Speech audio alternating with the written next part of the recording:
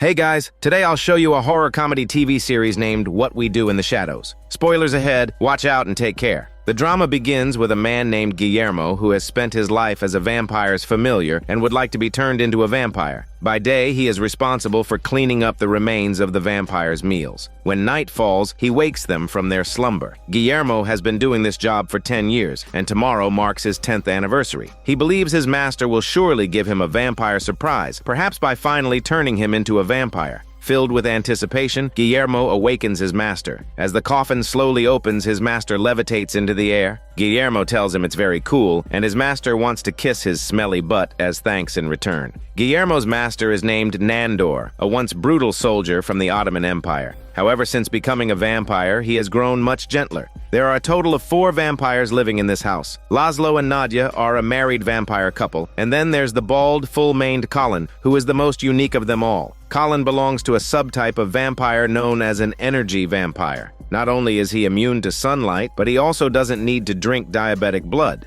Instead, he sustains himself by feeding on the life force of humans. He can drain a person's energy and hormone juicy simply by talking to them, which is why he has long embedded himself in the human workplace, leaving all the office drones listless and exhausted. What's even more incredible is that he can drain not only humans, but other vampires as well, which is why his vampire roommates avoid speaking with him. Today, they receive a letter from Baron Afanas, informing them of his impending visit. To welcome Baron, the vampires decide to capture some chefs to entertain him. Naturally, this glorious task falls to Guillermo. Fortunately, with 10 years of experience, this is no challenge for him. He typically finds cosplayers, luring them back to the house simply by showing them some medieval vampire costumes. Of course, Guillermo is a seasoned cosplayer himself. His most prized work is a photo of himself dressed as Armand from Interview with the Vampire. Once everything is ready, they head to the port, as Baron is arriving by sea. However, they run into a problem when it's time to sign for the delivery. However, vampires can't use smart screens, and they struggle with the tablet. In the end, Nandor has to grab Guillermo's hand to complete the signature. After they get the crate back to the house, Guillermo is ecstatic, believing Baron must have come to witness his transformation into a vampire. He declares that he's ready. As the coffin slowly opens, Baron awakens to flex his ugly figure. To everyone's surprise, the first thing the newly awakened Baron does is drain Nadia and Laszlo's familiar. Just as Baron is about to deliver a regal proclamation, he spots the camera crew. The vampires explain that it's a documentary team and tell Baron to pretend they aren't there. After muttering a few inconsequential words, Baron falls back into a deep sleep like a vampire pig, leaving the vampires speechless. They then remember the chefs they prepared for him, but when they enter the room, they find Colin has been repeatedly engaging the 2 would-be victims in conversation and has already drained them of their energy. Later, as Nandor is about to retire for the night, Guillermo looks dejected. Nandor seems to sense what's on his mind and assures him that he hasn't forgotten that today is his 10th work anniversary and that he has a surprise for him. This news sends Guillermo over the moon, thinking his dream is finally coming true. It turns out the master's gift is a painting. He has depicted Guillermo as a vampire. Seeing Guillermo frozen in place, Nandor assumes he's overwhelmed with joy and tells him not to be too grateful, as it's what he deserves. He then closes his coffin to sleep. At this moment, a disgruntled Guillermo pulls open the curtains, intending to repay his master with sunlight, but ultimately loses his nerve. What Guillermo doesn't know is that turning someone into a vampire isn't actually that difficult. One day, Nadia meets a young woman named Jenna on the street.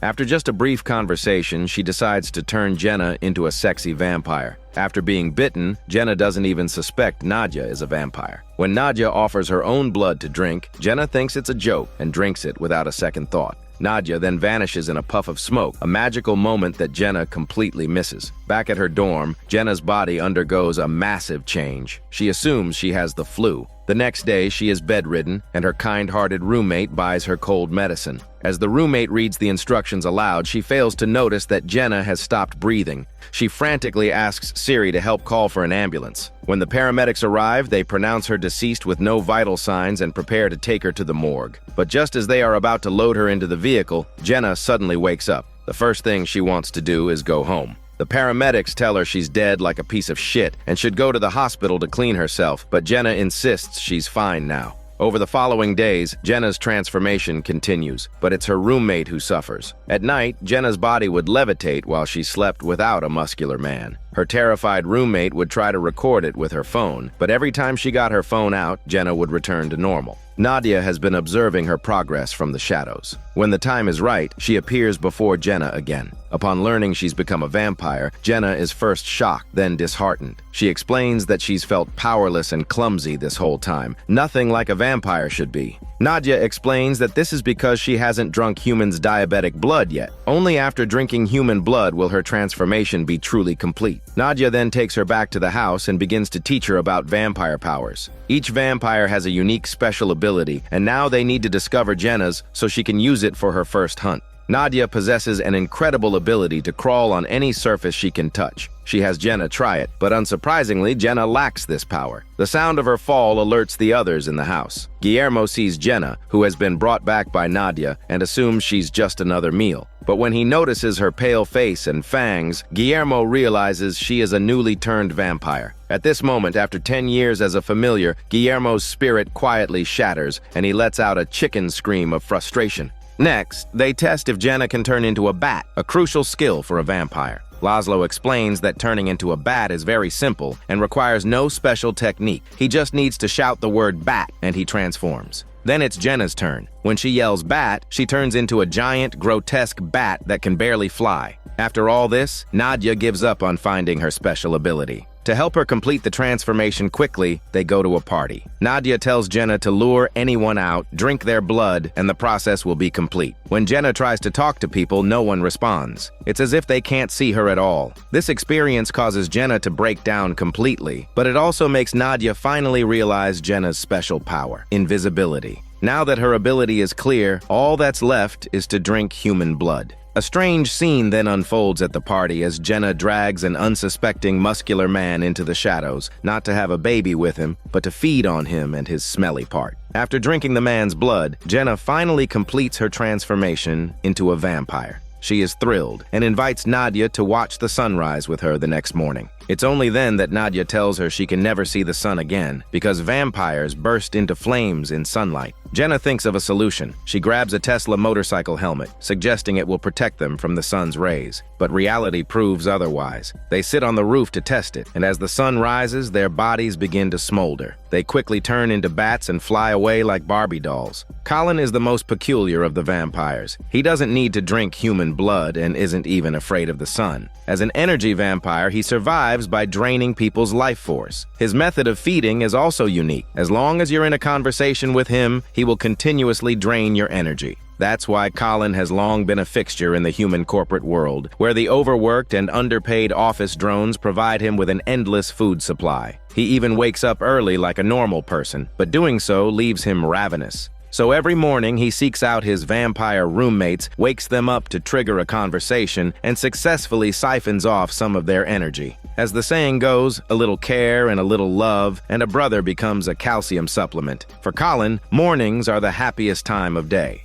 At the office, Colin always finds ways to strike up conversations with his colleagues. In every company he's worked for, the employees are always listless. One day, he notices a new employee has joined the company. He excitedly goes over to greet her, but to his astonishment, after a long, rambling monologue from him, the new colleague remains perfectly energetic. She even manages to take control of the conversation. Colin fails to drain any energy from her. Instead, his own energy starts to deplete. He later realizes that this new colleague is also an energy vampire, just like him. However, she is a more advanced type, an emotional vampire. She gains sympathy by playing the victim, allowing her to drain far more energy from others. Anyone she feeds on is left completely drained. Of course, Colin isn't one to admit defeat, and so a great war for energy officially begins. The two vampires spare no one in the office, chasing down colleagues to chat every day. They can't even escape in the bathroom. Colin follows a male colleague into a stall, forcing a conversation to drain his energy. The new colleague waits outside and asks the man how he's feeling. The man says he feels unwell and very weak before collapsing. Under the relentless assault of the two energy vampires, many colleagues collapse from exhaustion. The two realize they must determine a winner between them. The new colleague continues her victim act, recounting her tragic life story to overpower Colin and drain his energy. 2 hours later, both are exhausted. Finally, they shake hands and call a truce, acknowledging each other's strength. They decide to team up. Later, they go to a restaurant and begin their verbal assault on a waiter. The bewildered waiter can't understand why these two came to a restaurant not to eat, but to chat with him endlessly, all the while draining his energy. As they spend more time together, their relationship deepens from partners to lovers. Colin greatly admires his girlfriend's abilities, but one thing he can't accept is that she often portrays him as a cold, heartless abuser just to gain sympathy. So one day, he breaks up with her, wishing her continued success in feeding on office workers. Hearing that Colin is breaking up with her, his girlfriend acts heartbroken. This makes the soft-hearted Colin try to comfort her using words but not muscles. What he doesn't realize is that this is just her way of squeezing out a little more energy before the final breakup. He's almost completely drained before he sees through her ruse. Afterward, Colin leaves that company and starts a new job. But just 2.5 days into his new role, he's called into the boss's office. Just as he thinks he's been caught for slacking off and chatting all day, he learns that his boss is promoting him and giving him a raise.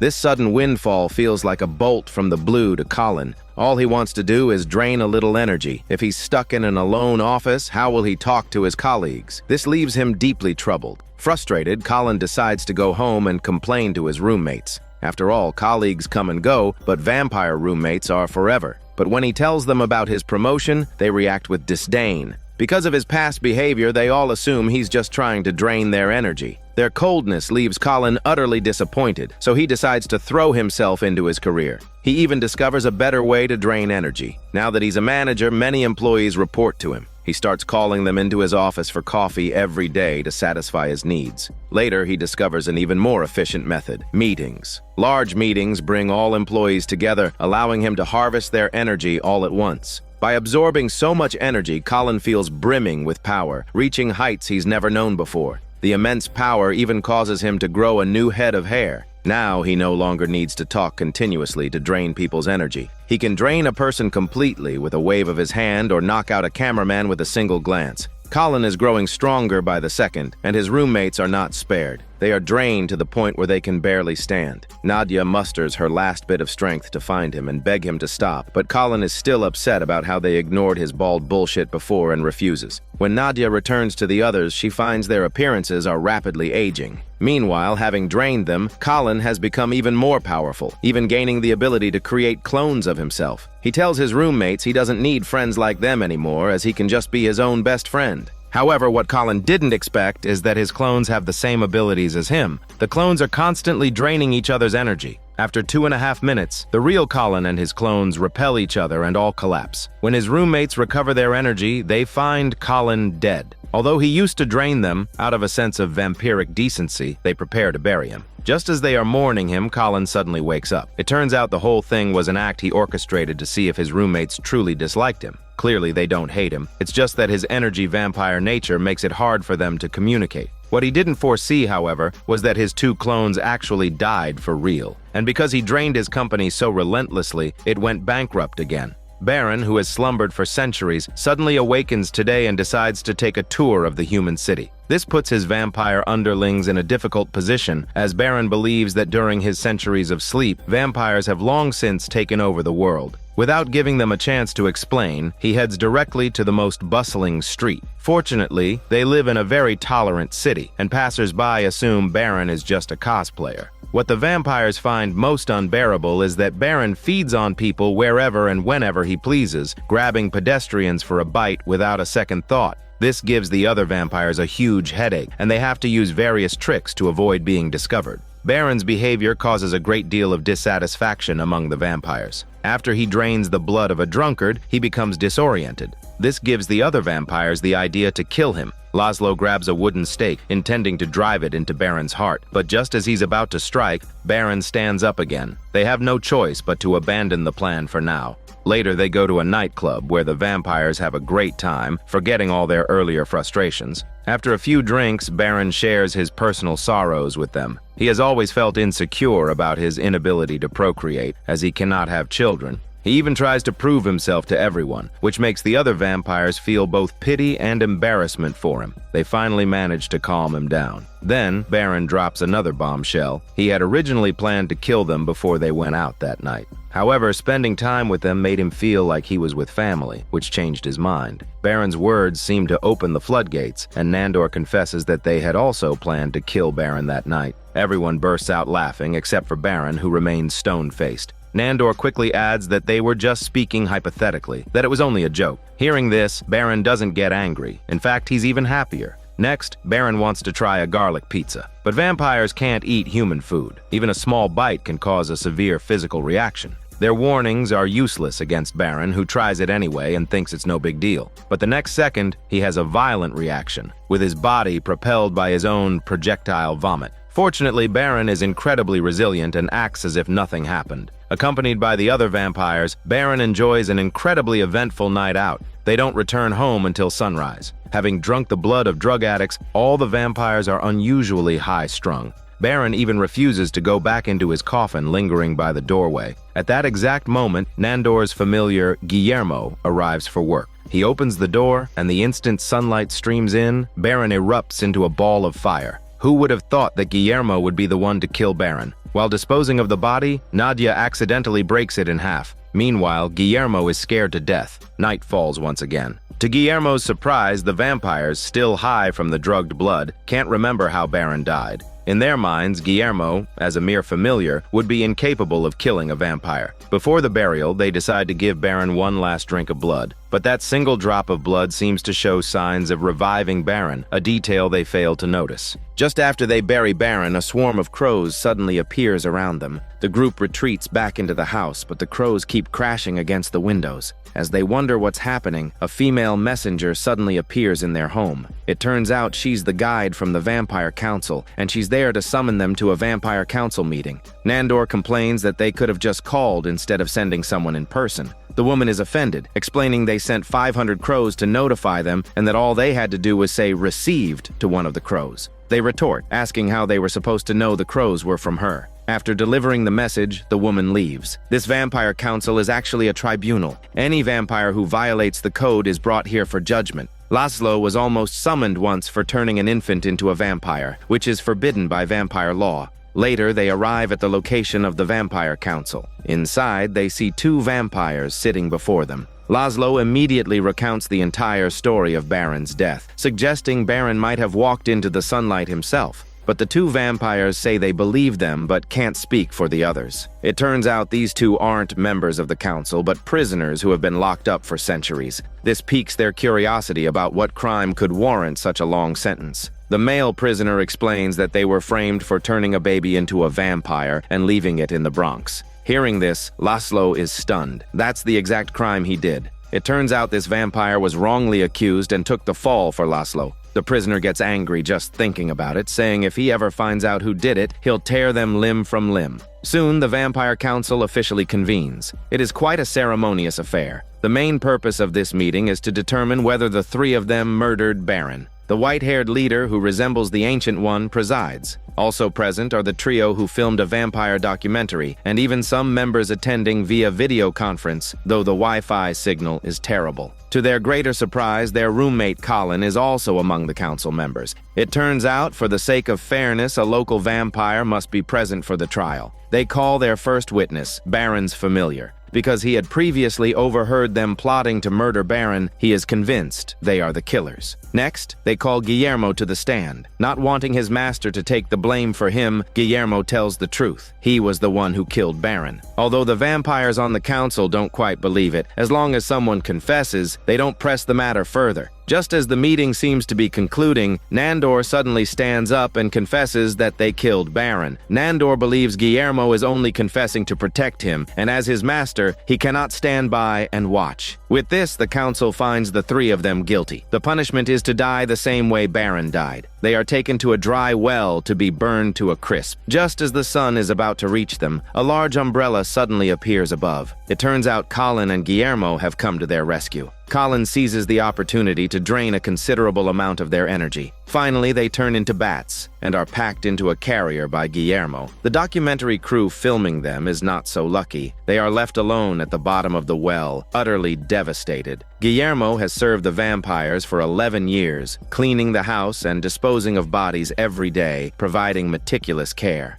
The one thing that has kept him going is his master's promise that if he worked hard enough, he would one day be turned into a vampire. But one day, after attending a familiar support group meeting, his faith is completely shattered. At the meeting, he runs into his old friend, Lady Bro. Just last year, Guillermo had helped her out. Her master was a 150-year-old vampire in the body of a little girl. To Guillermo's shock, Lady Bro managed to become a vampire in just 2.5 years. He tells her he's very happy for her, but it's clear he doesn't mean it. Lady Bro's whole demeanor is different now. Even her vape pen is filled with blood. She's planning to start a vampire commune and promises to turn any employee into a vampire within 8 months. Hearing this, Guillermo's world collapses. He couldn't believe it's that fast to her, and his 11 years' effort meant nothing. It would be a lie to say Guillermo isn't tempted. So Lady Bro invites Guillermo to join her team, on the condition that he cuts ties with his current master. Guillermo hesitates for only 2 seconds. Any longer would be disrespecting himself. He immediately returns to the vampire house and confronts his master with a soul-searching question. He asks Nandor if he ever truly intended to turn him into a vampire. Nandor dismisses it as nonsense and says they can talk about it later. Nandor's response leaves Guillermo completely disheartened. He informs Nandor that he has received another offer, but Nandor clearly doesn't believe him and makes no effort to keep him. Guillermo can't believe that 11 years of being together would end like this, but now is not the time for sadness. Guillermo goes to find Lady Bro. Seeing her living in such a large house with so many followers, Guillermo's hope for the future is rekindled.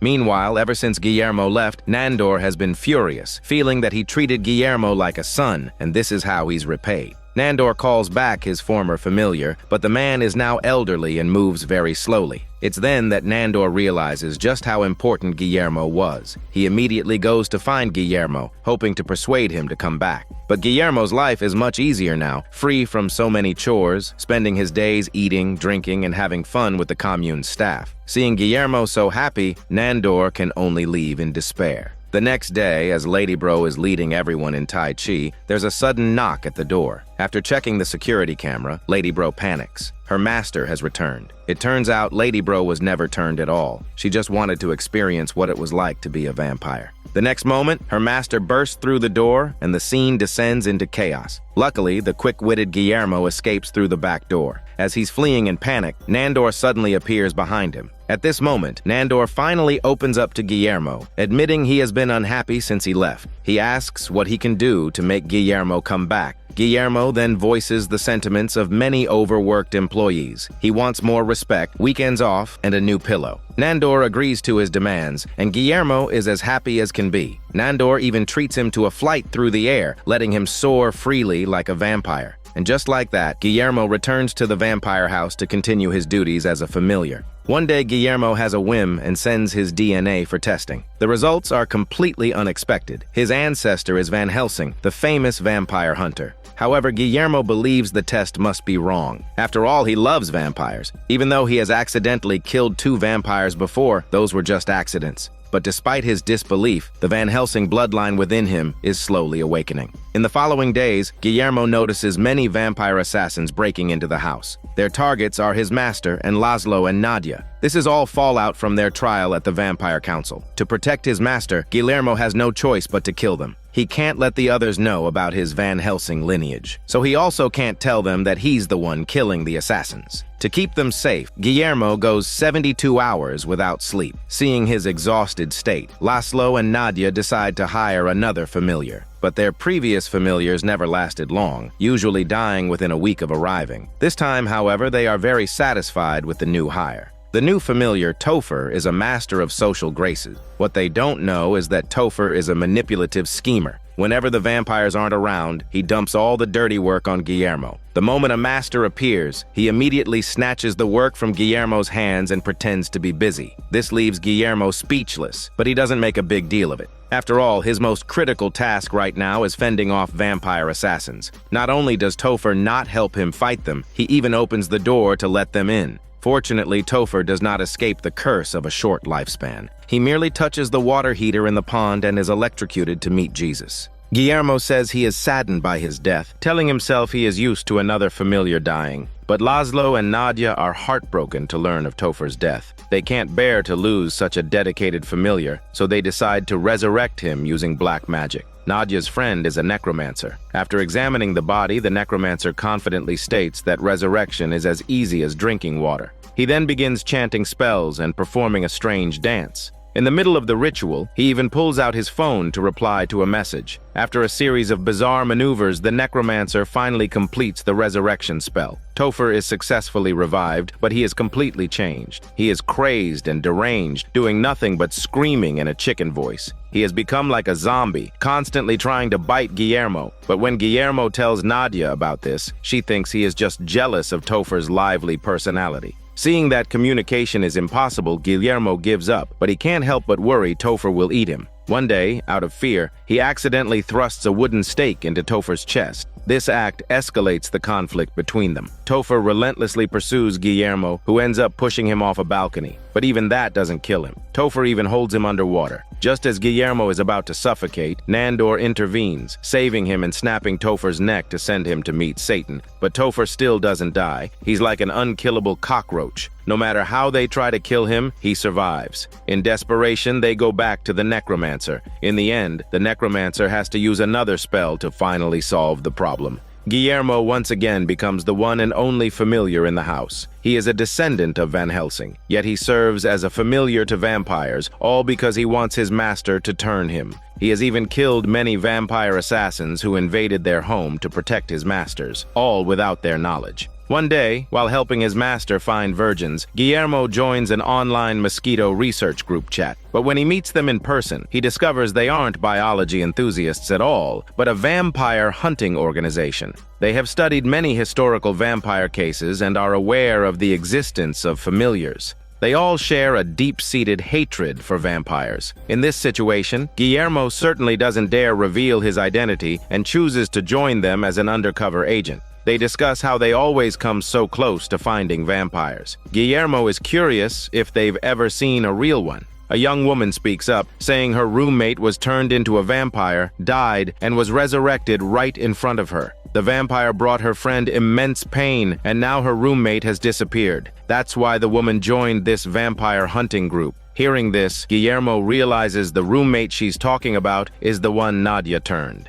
And the pain they describe is what Guillermo has been dreaming of. As a new member, they give Guillermo a weapon to practice with. Of course, they have no idea he's a descendant of Van Helsing. He hits the target right in the head with his first shot. Everyone is stunned. Guillermo is like a natural-born hunter. They tell him they will definitely call him for the next mission. One day, they hold another vampire hunter meeting. Guillermo assumes it's just a regular training session, but the leader announces that today is not for practice, but for a real mission. They have discovered a vampire nest in town. Hearing their description, Guillermo panics. They're describing his master's house. He must warn his master immediately, but when he calls, the vampires dismiss it as a nuisance call and hang up. Guillermo is frantic. It's not until they get out of the van that he breathes a sigh of relief. The so-called vampire nest isn't his master's house at all. They sneak into the house fully armed, but Guillermo believes the owners aren't vampires, just a normal family. The rest of the team refuses to give up. They go upstairs and find only 2 sleeping children. Guillermo tries to stop his teammates from approaching, but as they argue, they fail to notice the 2 little girls are now levitating. It turns out the whole family is vampires. They had detected the hunter's arrival and set a trap. Guillermo quickly escapes, but seeing that none of his teammates made it out, he thinks for a moment and goes back in. With his bloodline empowering him, half of the 20 vampire family falls at Guillermo's hands. But there are too many vampires. To save his teammate, Guillermo breaks through a window with him to escape. Their sudden escape makes the camera crew the new target, and they are chased by vampires for 2 blocks. Finally, Guillermo returns home, covered in blood, only to find his pet vampires playing a game of red light, green light. Guillermo thought he could keep his identity as a vampire hunter a secret forever, but one day some guests arrive at the house. Friends of Nadia's want to stay with them for a while. They aren't used to having human familiars, so they can't understand how Nandor resists eating his. Nandor explains that Guillermo is like the last donut in the display case. They have to save him just in case. But one of the visiting vampires seems to sense something different about Guillermo. She later corners him and directly calls him a vampire hunter, saying she can smell the scent of death on him. Guillermo claims it's just his Axe body spray, but she doesn't buy his smelly bullshit. In a panic, Guillermo grabs a broom to defend himself, but she shatters it with a single blow.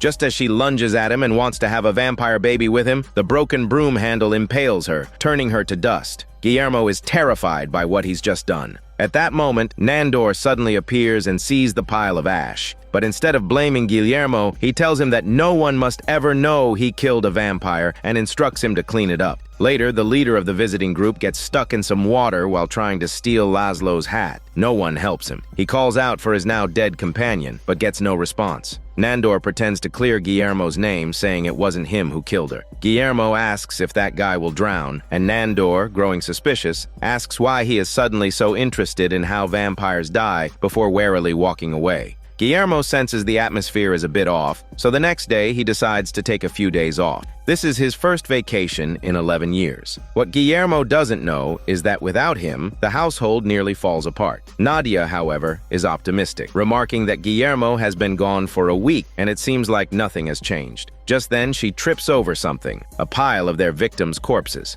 She goes to Laszlo's room and finds him about to let her food go free. It turns out the house is so full of bodies, there's no more room. It's easier to just let them walk out. Even Colin slips on a bloodstain on the floor, making him wonder how he's supposed to get to work. Without Guillermo's care, they don't even have clean clothes. Nandor suggests calling Guillermo, but after asking around, they realize none of them have his number. They decide to look him up online, but they don't even know his full name. Everyone falls silent. Suddenly, the doorbell rings. Nandor gets up to answer, but the door won't open. Nadia and Laszlo come to help, thinking Guillermo has put a curse on it. After some investigation, they discover the door opens by pulling, not pushing. It's a mail delivery, an invitation from the Vampiric Theater. This gets all the vampires excited, as only vampires of high standing receive such invitations. But they can't possibly attend such a grand event in their smelly clothes. In the end, Colin saves the day by taking their clothes to the dry cleaners. Meanwhile, on his vacation, Guillermo misses them terribly. He's been killing so many vampires lately that he's feeling mentally frayed and wanted a break to relax. At that moment, his mother's refrigerator breaks. Guillermo remembers there's a mini fridge at the vampire house and decides to go back and get it. But the moment he steps inside, he slips and falls. He is stunned by the chaotic mess before him, not knowing why there are so many bodies. Then Guillermo sees the invitation on the table. He notices that the crest on it is the symbol of the Vampire Council. He realizes it's all a trap, a way to execute the punishment they escaped from at the council. Realizing something is wrong, Guillermo immediately rushes to the venue. The four vampires, having arrived at the Vampiric Theater, are oblivious. Just as they're celebrating their good fortune, vampires from behind suddenly tie them up with ropes. Then a figure on stage begins to list their crimes. First, they killed Baron. Next, a vampire guard. Of course, they don't know that all these vampires were killed by Guillermo. Then there were the assassins sent after them, none of whom returned. Even a loving vampire family was not spared. They escaped punishment before, and now, with so many more vampires dead at their hands, their crimes are compounded. Today, they are to be executed in front of all the other vampires. They are dragged onto the stage while Guillermo prepares for their rescue. Facing his imminent death, Nandor quickly says that his familiar killed Baron. But when the host asks for Guillermo's name, none of them can say it. Hiding nearby, Guillermo begins to wonder if they're protecting him or if they genuinely don't remember his name. The other vampires clearly don't believe their story. How could a human familiar possibly kill a vampire? At that moment, Guillermo descends from above like a god of war. Any vampire that gets near him is instantly defeated. 2.5 minutes later, nearly 100 vampires in the theater have fallen. Seeing Guillermo's extraordinary skills, Nandor can't help but ask if there's something he hasn't been telling them. The vampires suddenly discover that their servant is a vampire hunter. He kills vampires as easily as chopping pieces of shit. Hundreds of them attacking at once are no match for him. Although he killed them to save his masters, Guillermo's combat prowess still makes Nandor feel threatened. Nadia believes that with Van Helsing blood in his veins, Guillermo is anathema to vampires and must be executed. But Nandor argues that they are now wanted by the Vampire Council, and only Guillermo can protect them. This leaves the vampires in a dilemma. Before making a decision, they lock Guillermo in a cage.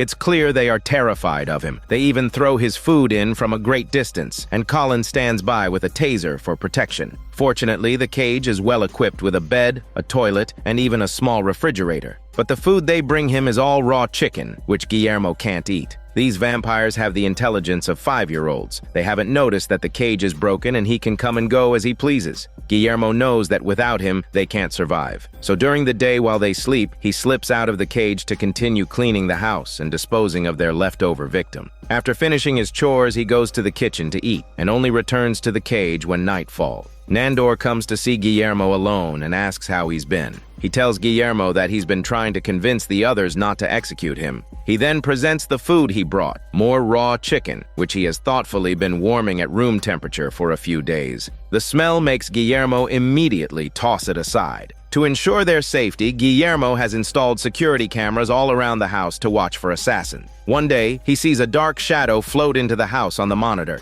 He immediately springs into action. The shadow emerges from the fireplace just as Guillermo arrives, and he throws a wooden stake at it. Only then does he realize it's the guide from the Vampire Council, and she is the only vampire who has ever been able to block one of his attacks. The guide explains she isn't there to kill them, but to deliver an important message. She then plays a video. The vampire on screen is a representative from the Supreme Vampiric Council. According to vampire law, killing one's own kind is a grave sin, and they should have received the cruelest punishment. However, because Guillermo killed nearly 90% of the vampires in their region, they have been appointed as the new leaders of the local council. This news makes them ecstatic. Perhaps because of this good news, they decide to release Guillermo from his cage and no longer hold him accountable for slaughtering vampires. They even prepare to make him an official member. Hearing this, Guillermo is thrilled, wondering if the day he becomes a vampire will finally be here. It turns out they want him to be their bodyguard. Although bodyguard and familiar are similar, Guillermo has no choice but to accept. Before that, they must hypnotize him to ensure he won't harm them in the future. Normal hypnosis can control the body, double hypnosis can harm the brain and cause erratic behavior, and triple hypnosis can drive a person completely mad. What they plan to use on Guillermo is quadruple hypnosis, and no one knows what the result will be. So they tell him to prepare himself.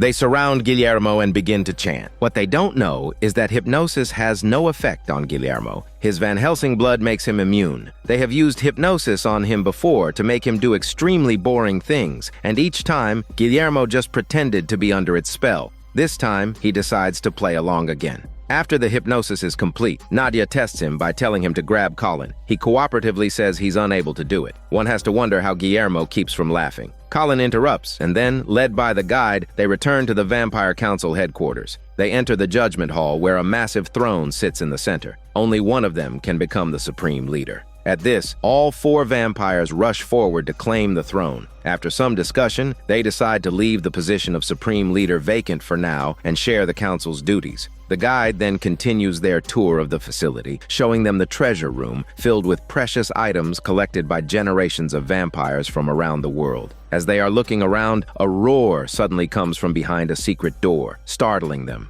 The guide explains that behind the door is the sire, the first vampire and ancestor of them all. She warns them never to open that door under any circumstances. At that moment, a curious Colin opens a small viewing slit, which leads to a minor accident. 2.5 peaceful days pass before the guide suddenly informs them that the Vampire Council has its first court session today. But for the session, someone must sit on the throne. This once again throws them into conflict, as no one can agree on who should take the seat. At this critical moment, Guillermo has an idea. He suggests that since they can't decide, perhaps he should sit on it. Since he isn't a vampire, he can't technically be the leader, meaning the position would still be symbolically vacant. This absurd logic actually persuades all the vampires. So Guillermo takes his place on the throne, looking every bit the part of a petty tyrant. He then begins the vampire trial. The first criminals are accused of selling an herb that supposedly allows vampires to walk in the sun. It sounds like a benefit to vampire kind, but the herb they sold was useless, causing many vampires to die from sun exposure. This is tantamount to murder. Nadia thinks they should be killed, but Nandor argues for mercy, as they have just taken office. Guillermo agrees with Nandor, and they sentence the culprits to 500 years of imprisonment. When the next criminal appears, Guillermo recognizes him. It's a member of his old vampire hunter group. After their trip to the haunted house, he disappeared and now had become a vampire. He was arrested for breaking vampire rules by not dressing like a vampire. He is also accused of owning a hellhound, which is supposedly in a crate. Nadia feels that since they were merciful with the last one, they can't let this one go. This time, they don't listen to Guillermo and sentence him to death. In the end, it's Guillermo who sneaks out and uses a piece of clothing to shield the man from the sun. The other vampires are amazed that he doesn't burn to death. Guillermo steps forward again with a long, rambling explanation.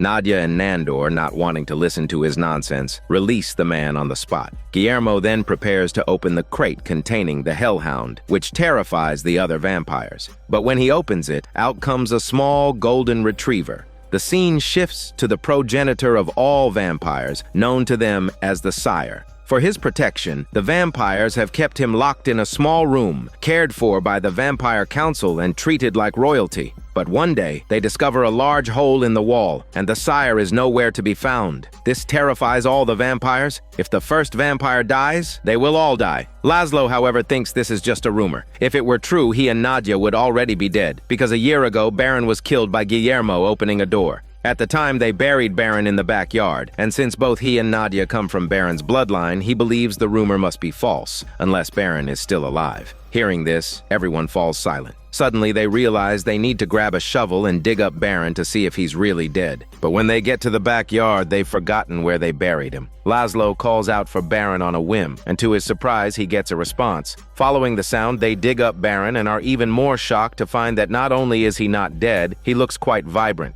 Baron explains that when they buried him, that last drop of blood gave him a chance to revive. The many bodies they had buried nearby provided a source of blood that seeped through the soil, allowing him to slowly regain his strength. But the fact that Baron is alive means the rumor might be true. Now, the vampires are truly panicked. Nadia then shifts the blame for the Sire's escape onto Nandor, saying he was responsible for feeding him. In reality, Nadia never told Nandor to feed the Sire. She only wrote it in a notebook and never mentioned it to him. Now they must find the Sire immediately. When it comes to catching vampires, Guillermo has to step up. As a descendant of Van Helsing, tracking vampires is his specialty. The other vampires, knowing his identity, say nothing, but Baron doesn't understand why they are entrusting the fate of all vampires to a familiar. Nandor explains that Guillermo is a very dangerous vampire hunter who has killed many powerful vampires. So, Guillermo starts assigning tasks. The vampires are not happy about this, but they can't think of a better plan. Soon, the group sets out to find the Sire. The guide and Nadia go to the Watchers to gather intelligence.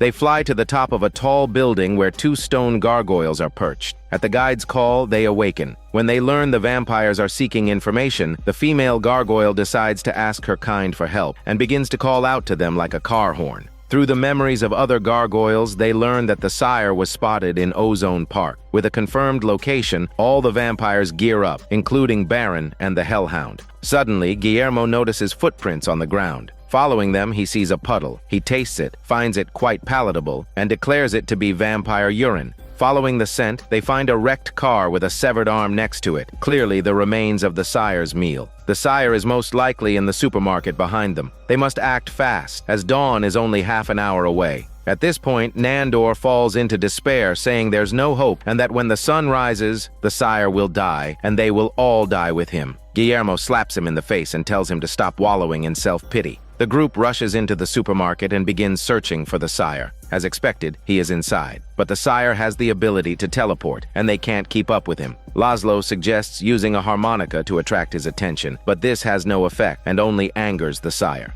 After knocking Laszlo down, the Sire teleports in front of Nadia, looks at her, then at the cameraman, and flees again. Due to the attack, Laszlo has accidentally swallowed his harmonica. Meanwhile, Guillermo prepares to set a trap, but they still need bait. All eyes turn to Guillermo. He's the only human here. Who else could be the bait? Just then, Baron drives up in a toy car, looking ecstatic. He says it's a Tesla, a gift from Elon Musk. The Sire then appears before them, their plan having failed. Nandor steps forward to negotiate, but the Sire is extremely agitated, like a child who doesn't want to go home. At that moment, Baron suddenly says the Sire keeps repeating not to take him back. It turns out Baron can speak the ancient vampire language. Hearing this, an excited Guillermo picks up Baron and brings him before the Sire to communicate with him in the ancient tongue. The vampire, too, then exchange their juicy tongues rather than hormones. Through Baron's friendly conversation, they learn why the Sire has been so agitated. He thought they were there to kill him. Now that he understands their purpose, the Sire agrees to go back with them, but on the condition that they don't lock him up again. With an agreement reached, the Sire returns with them to the vampire house. With Baron and the Hellhound for company, the Sire lives a very comfortable life there. Colin is an energy vampire who survives by draining human life force. He has always wanted to explore the origins of energy vampires. While searching through ancient texts, he finds a place called Plum Island, which holds secrets about his kind. So Laszlo captains a boat to take him there. Captain Laszlo keeps a close watch on their surroundings, while Colin applies sunscreen beside him. The sight of someone putting on sunscreen in the middle of the night leaves Laszlo speechless. Suddenly, they hear singing in the distance. Curious, the two follow the sound to a small island. There they see a woman singing. At first, they are pleased, hoping for a romantic encounter. But when they see the woman's face clearly, they are both disgusted. The woman is hideous, a half-human, half-bird monster, and she's trying to be seductive. They immediately want to leave, but the woman then pulls out a human arm and begins to perform a trick of swallowing it whole, not forgetting to spit out the watch afterward. It is only then that they notice the ground is littered with bones. It seems the woman is a siren. Terrified, Laszlo turns into a fat bat to fly his heavy body away, but is drawn back by the woman's song, saying he's never heard such a beautiful voice. Soon, both of them are tied up in a nest. Colin is confused. Laszlo can fly, so why doesn't he escape? Laszlo insists he would never abandon him. The woman then starts singing again to show off her sexy tone. Laszlo realizes they've been enchanted. Her song makes them believe they are in love. To save Colin, he needs to find a way to block out her sexy voice. When the woman comes down, Laszlo seizes the opportunity to turn into a bat and escape. He finds Guillermo and asks for a way to block out external sounds. Guillermo takes him to an electronics store where they buy a huge amount of high-tech gear. They pay for it all using hypnosis. They buy 2 whole shopping carts full of stuff. Overjoyed, Laszlo completely forgets about Colin. It's only when Guillermo asks him what all the equipment is for that he remembers. In reality, Colin is in no danger. Instead, he's fallen head over heels in love. They are drinking and dancing together. The woman gets so excited she even rewards Colin with a pile of smelly droppings, explaining she was so nervous she accidentally pooped on him. Just then, Laszlo returns and tells the woman to release Colin, but Colin steps in to stop him, declaring he's in love and she is his soulmate. Laszlo is convinced he's been bewitched. No matter how much he tries to persuade him, Colin remains hopelessly infatuated. So Laszlo decides to use force, saying he will cut the microphone and turn off all the speakers while covering his own ears. He then puts earplugs in Colin's ears, which immediately snaps him out of it. The siren's magic no longer works on him, and Laszlo takes the opportunity to drag him away. The heartbroken siren is left alone with the remaining cameraman, who panics for his shitty life.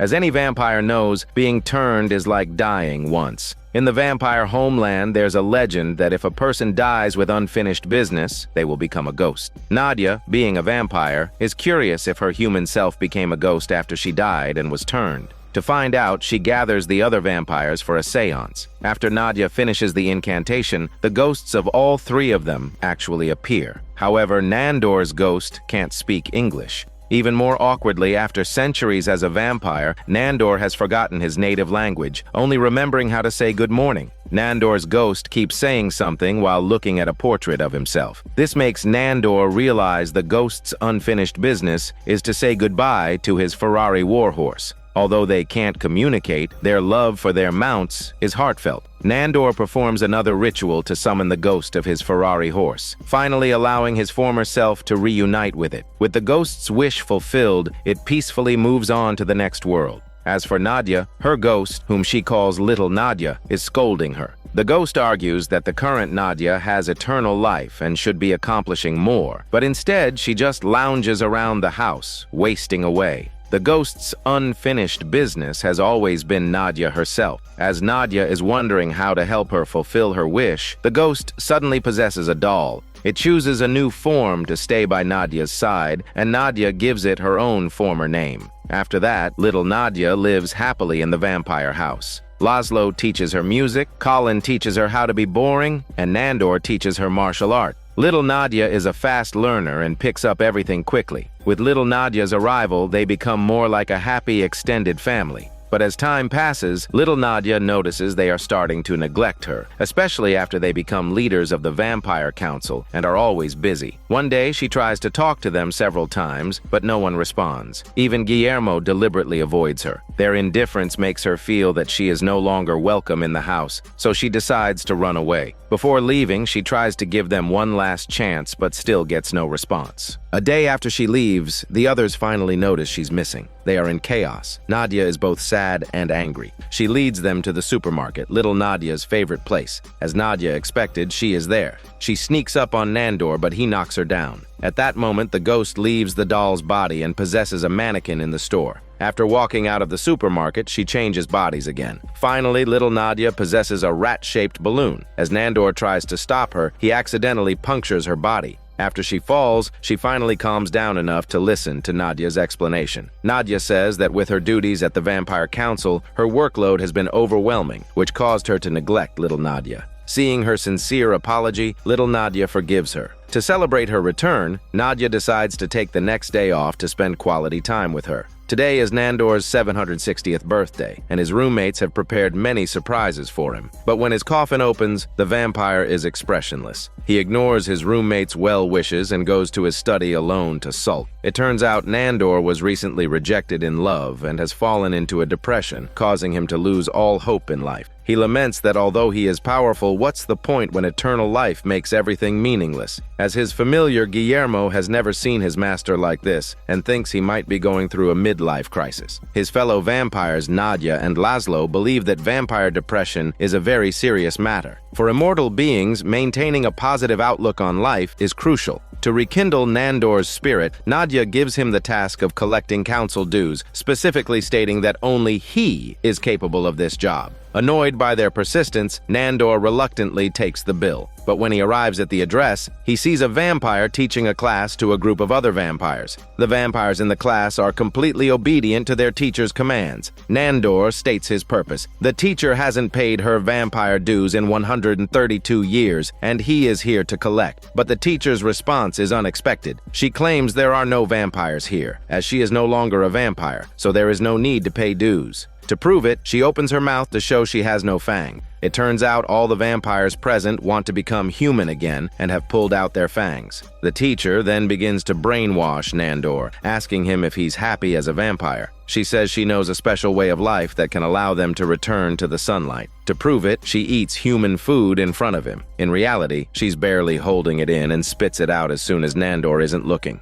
The teacher's performance actually moves Nandor. He resolutely leaves the vampire house to join her club. Guillermo chases after him, saying that as his bodyguard he must go with him, but Nandor refuses. Since he is becoming human again, he no longer needs a bodyguard. Seeing Nandor so ruthless, Guillermo makes one last request, to be turned into a vampire before he leaves, so his 11 years of effort won't be in vain. But Nandor says it's precisely because he cares for him so much that he won't turn him. Being a vampire is a curse, and he doesn't want Guillermo to bear that burden. Nandor arrives at the club, pulls out his own fangs, and begins to enjoy a normal life. However, the fangs grow back the next day, so the first thing they do every morning is pull them out again. Nandor becomes addicted to this unique experience. But Guillermo doesn't want to see him continue down this path. He gears up and tries to sneak into the club. Nandor quickly realizes Guillermo is there to cause trouble and shouts at him to leave. At that moment, an aerobics class begins, and all the members start jumping around. Guillermo's stiff movements quickly give him away to the teacher, who has his bag searched. When they see it's full of wooden stakes, all the vampires go on high alert. Seeing this, Guillermo pulls out garlic powder, tells Nandor to cover his face, and throws it at the crowd.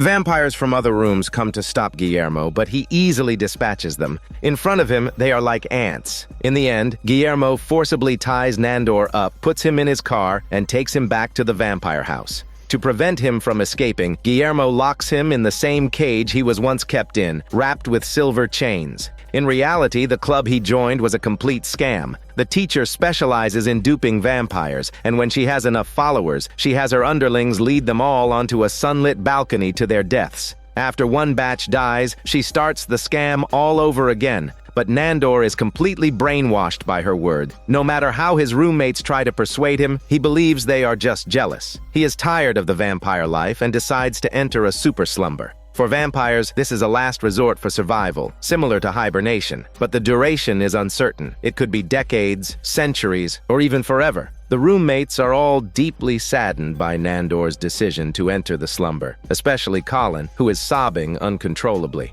Nandor is surprised that he is the most upset, but Colin says he thinks Nandor is only doing this to avoid attending his 100th birthday party. In truth, none of them knew it was his birthday. Finally, with a reluctant Guillermo looking on, Nandor enters his super slumber. A vampire prepares to sleep for 10,000 years, but is woken up midway. He thinks he has slept for 800 years, but in reality, it's only been half an hour. He asks why he was woken up. It turns out the Supreme Vampiric Council is coming for an inspection, and as a co-leader of the local council, Nandor must be present. But right now, Nandor wants nothing more than to sleep. He tries to go back to his coffin, but Guillermo can't bear to see him go. Nandor tells Guillermo to wait 100 years for him, instructing him to find a way to live that long. He then closes his coffin to continue sleeping. A dejected Guillermo leaves the room, slams the door shut, and then welds it. Soon after, the council leadership arrives. Nadia greets them with the highest honors. When they ask where Nandor is, Nadia claims she killed him to consolidate her power. Unexpectedly, they don't blame her. They even praise her for it. But then they say they want to see Nandor's body. A nervous Nadia tells Guillermo to handle it. Guillermo pries open the boards on the door again. As soon as he opens it, Nandor hears the noise and wakes up, demanding to know how long he has been asleep. Guillermo explains the situation and tells Nandor to play dead because the council members want to see his body. Nandor says he could just show them his slumbering state. Guillermo worries he might wake up, but Nandor assures him that no vampire wakes from a super slumber unless someone wakes them. With that cleared up, Nandor tells him to bring them in. But when the council sees his body, they remark that among all vampires, he was most famous for his impressive, large, and smelly sausage. They ask to see it for themselves. Nadia thinks this is a bit inappropriate, but Guillermo has no choice but to let them look. After seeing it, they seem unimpressed. To stop them from saying more, Nadia quickly ushers them to see other things. Luckily, they leave just in time, as Nandor was about to lose his composure. He tells Guillermo to close the lid quickly. Meanwhile, Nadia proposes a toast to all vampires. At that moment, Laszlo stands up and suggests everyone celebrate Colin's 100th birthday. Laszlo's repeated mentions of Colin annoy Nadia. After sending the other vampires to the next activity, she confronts Laszlo, asking why he keeps bringing him up in front of everyone. What's the big deal about a 100th birthday? It is then that he reveals the reason. Colin is dying. It turns out energy vampires only live to be 100. He stumbled upon this fact in a library. The crucial part is that Colin doesn't know, and Laszlo can't bring himself to tell him the cruel truth. That's why Laszlo has been taking him out to eat, drink, and have fun lately. Just then, Colin approaches them, saying his stomach feels upset and he needs to rest. It seems his life is fading. Everyone goes to Colin's room and finds him on the verge of death, passing gas intermittently, a clear sign of impending doom. So Guillermo once again pries open Nandor's door. He tells him the news that Colin is dying. Nandor feels like this will never end. When they get to Colin's room, he is already gone. Nadia says he quietly passed one last fart and then died. But Nandor thinks he's faking it. They've been tricked by him before. He tries to wake him, but his bald head is like an empty shell and shatters at his touch. To commemorate Colin, they decide to paint a family portrait. But during the painting, a joke from Nadia infuriates Nandor. Reflecting on the past year, Nandor feels utterly exhausted. He wants to leave this place and travel the world, but he doesn't plan on taking Guillermo, claiming the outside world is too dangerous. This excuse enrages Guillermo. For the past year, he has been the one protecting Nandor and eliminating the assassin. Nandor accuses Guillermo of being arrogant and tries to use hypnosis on him. What he doesn't expect is that, as a Van Helsing descendant, Guillermo is immune to hypnosis. He was only playing along before to give Nandor peace of mind. But Nandor is no pushover, and he throws Guillermo onto the coffin with a shoulder toss. Guillermo responds with a leg sweep and then pins him down. The two are evenly matched. Finally, Guillermo pulls out a crucifix to subdue Nandor. To save face, Nandor claims it was all a test, which Guillermo passed, proving he is a capable bodyguard. He then promises Guillermo that when they travel to his homeland, he will finally turn him into a vampire. This makes Guillermo ecstatic. After waiting 11 years, the day is almost here. After Guillermo packs his bags, he discovers that Nadia and Laszlo are also leaving. It turns out that due to her excellent work, the Vampire Council has promoted Nadia. She is now moving to England for her new job. Before they leave, they ask Guillermo to pack their belongings and ship them. With Nandor's permission, Guillermo goes to the docks. After he loads Nadia's coffin, Laszlo suddenly shoves Guillermo into another coffin and nails it shut. It turns out Laszlo isn't going to England with Nadia because yesterday he discovered a hole had burst open in Colin's corpse's abdomen and there was a trail of blood on the floor. Following the trail, he found an infant that looked exactly like Colin. So he has decided to stay behind to take care of baby Colin, sending Guillermo to protect Nadia instead. Meanwhile, Nandor waits at the station for a long time, but Guillermo never shows up, so he sets off on his journey alone. Colin lived for only 100 years before his untimely death, but after he died, his body underwent a strange transformation. A hole appeared in his abdomen, and from it crawled an infant that looked exactly like him. This baby grew incredibly fast, reaching his current size in just 1 year. A year ago, Laszlo chose to stay at the vampire house to care for him. Without a familiar to manage it, the house has fallen into disrepair, with trash piled up everywhere. Suddenly, there's a knock at the door. He opens it to find little Nadia, followed by Nadia herself, who appears in a flash. After a year apart, the two are at a loss for words to express their longing. Laszlo immediately wants to take Nadia upstairs for some intense but smelly four-leg alignment, but Nadia gives him a hard slap. She begins to scold him for not going to England with her, for just packing her things and sending her away. After a lengthy explanation from Laszlo, Nadia reluctantly forgives him. As they are about to head upstairs again, Nadia suddenly remembers she has another surprise. Nandor appears. It turns out Nadia ran into him on her way back, but Laszlo is now very eager for intimacy, while Nandor wants to share stories of his year-long adventures, creating an awkward situation. They decide to do both things at once, but as he's talking, Nandor feels they aren't listening to him properly. Laszlo and Nadia assure him they can multitask and invite Nandor to join in. Just then, baby Colin appears, and Nandor recognizes him instantly. Laszlo explains that although he came from Colin, he's completely different. He's run many experiments and found that baby Colin isn't like other energy vampires and is not as boring as the original. At this point, Nandor asks about Guillermo. This reminds Nadia, who opens a nearby crate. Guillermo sits up inside, asking how they could ship him across the Atlantic in a wooden box twice. The vampires, however, think it's no big deal and assume the reason he's so angry is that he soiled himself. An enraged Guillermo has no desire to argue with them and is about to leave when he falls through the floor. In the end, it's Nandor who rescues him. Nandor kindly helps Guillermo dry his hair. When Guillermo says he's thirsty, Nandor immediately gets him a glass of water from the sewer. The reason Nandor is being so nice to Guillermo is that he needs a favor. He asks Guillermo if he will be his best man. A curious Guillermo asks who the bride is, but Nandor says he doesn't know yet. He hasn't chosen one. It turns out he just wants to find a wife, preferably within a month. Nandor asks Guillermo to help him find one, saying it's part of the best man's duties. Just then, baby Colin appears, running around with a candle on his head. Laszlo follows, bringing food for him, dog food he bought at the mall. What's more, Laszlo trains baby Colin like a dog. Guillermo is stunned by this scene.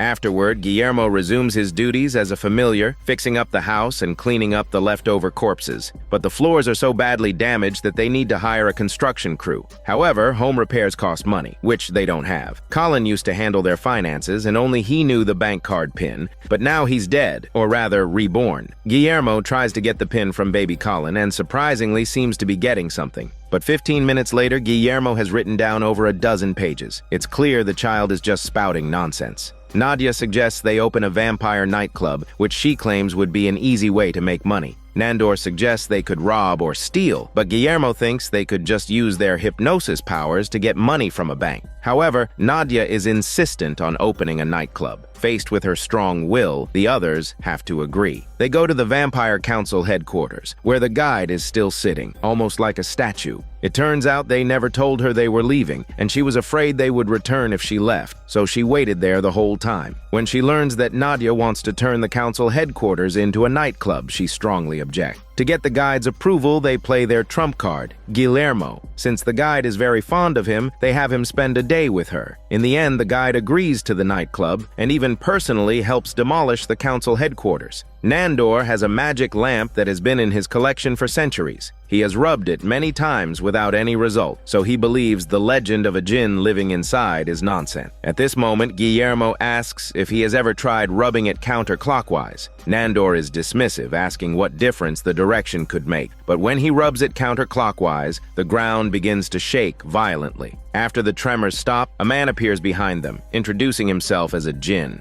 Guillermo asks how many wishes he can grant, and the jinn says he can have plenty. Without thinking, Nandor, whose recent wish is to find his true love, agrees without hesitation. He once had 37 wives of all kind, not only female but also male. Nandor decides to wish for all his wives to be brought back. After he makes the wish, a commotion is heard outside. He looks, and sure enough, all his wives have arrived. They all flock to Nandor, but he can't understand a word they're saying. He has to make another wish for them all to speak English. Now that they can communicate, they all have so many questions that Nandor is overwhelmed and runs back to his room. This can't go on, so Nandor has Guillermo find places for his 37 wives while he begins to filter out the unsuitable ones. Anyone who doesn't meet his requirements is sent to the jinn to collect gold coins, which is actually a euphemism for being sent back to the afterlife. From then on, Nandor sends away many wives. He doesn't want one who is too dumb or smarter than him or stronger than him. The faces on the portraits gradually disappear. In a few days, he has narrowed it down to the last one and gets engaged to her. But Nandor has a few more small requests. He always wanted his wife to have golden hair, with a hint of red, which uses up quite a few of his wishes. Before the wedding, his fiancée wants her mother to attend, so Nandor makes another wish to resurrect his mother-in-law. Of course, he also has to wish for her to speak English, using up 2 more wishes. Next is preparing for the wedding, which exhausts Guillermo. Nandor's specific demands are impossible for a human to fulfill. Guillermo complains that he could just use the jinn's wishes, so why is he torturing him like this? But Nandor doesn't want to waste his wishes. Guillermo's breakdown is noticed by Nadia and the guide, who go to confront Nandor. After some persuasion from Nadia, Nandor finally relents. He wants Baron to officiate the wedding, but Baron lost half his body in an accident 2 years ago, so he has to wish for Baron to be restored to his former self. The wish is granted instantly. Since he's already making wishes, Nandor decides to get the rest out of the way. He wants a dodo bird, and he wishes for his wife to love everything he loves. As he's about to continue, the jinn stops him, saying he has used up all his wishes. The next day, the wedding proceeds on schedule. First, the officiant makes his entrance. Baron, in his original form, is quite handsome. Then the bride walks down the aisle. At that moment, her mother stands up to object. She argues that Nandor and her daughter were married before, but Nandor abandoned his wife for centuries after becoming a vampire and has only now decided to resurrect her, which is unacceptable. But the wife says this is what she wants, leaving her mother speechless. Then Nadia stands up, but only to roast Nandor. Nadia's speech acts like a switch, and all the vampires present begin to object. An hour later, there is still a long line of vampires waiting to voice their objections. Even the sire has a few things to say. Finally, even the bride herself says she has doubts about the marriage, but she doesn't know why, since yesterday evening her feelings changed. Whatever Nandor wants, she wants. Whatever Nandor liked, she liked. The wedding is successfully completed, but Nandor is troubled by his wife's words, believing she doesn't truly love him. At that moment, his wife finds Guillermo and showers him with hugs and kisses, her eyes full of affection for him. This shows just how much Nandor loves Guillermo. Meanwhile, the jinn finds Nandor and gives him a wedding gift, a new magic lamp, albeit a miniature one that can only grant 3 wishes. He advises Nandor to use them wisely. Nandor asks if one of his wishes can be for 1,000 more wishes. The jinn says no. With that, the story ends. This is Daniel CC Movie Channel. Stay safe and enjoy your day.